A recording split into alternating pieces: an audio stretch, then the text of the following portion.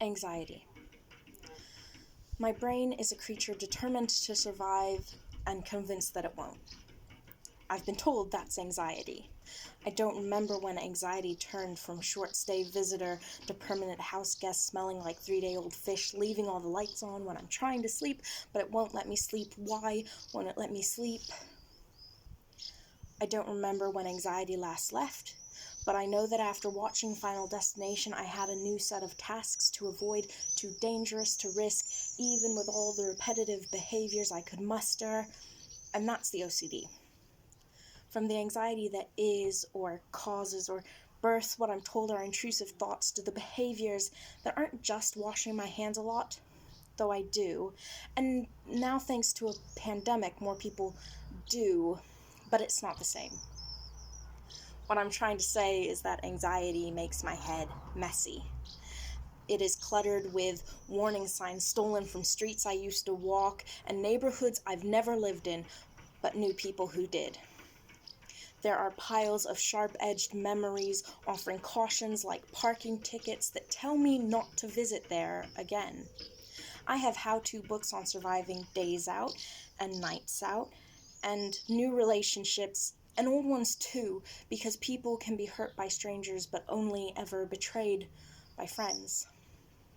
Anxiety insists this is for my own good, that without its random barking at the darkness in corners of my skin, I would be caught unawares, and threatened by the beasts that pound at my nerves, and enemies that lurk behind the keyholes with insincere smiles, and weapons held behind their backs like crossed fingers.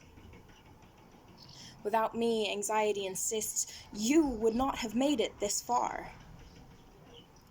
Perhaps it has a point. Oh, paranoid anxiety knows all too well that it is not the only misguided chemical guest creaking around in my brain box. It knows that around the corner of breathing exercises and to-do lists lurks gray depression. Anxiety may add alarms and panic buttons to cerebral walls and place hair-trigger traps in my veins, but it has only ever intended my continued life. Anxiety knows that depression doesn't have best intentions for my best interests at heart, because depression is a guest that lost its heart at a game of craps. Depression is a guest who eats all the food so the fridge is empty, then tells you you're not hungry. Depression is a jealous friend, while anxiety believes the more the merrier. Anxiety has seen depression standing over me while I sleep. Depression has a knife. Anxiety has seen it. Anxiety knows that I'm in danger because it keeps receipts. It knows when it won the battle, and it knows that it almost lost. It was anxiety that saw depression wrapped too tightly around me like a cold hug at the top of the stairs, and anxiety that desperately whispered, what will happen to them if you're gone?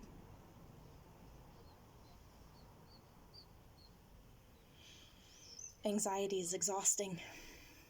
It demands that I tap dance over constant fears, and it fills my head too full.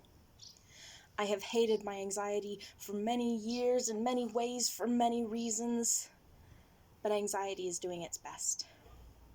And maybe tonight I can convince it to let me sleep, if I promise that the world won't end before tomorrow.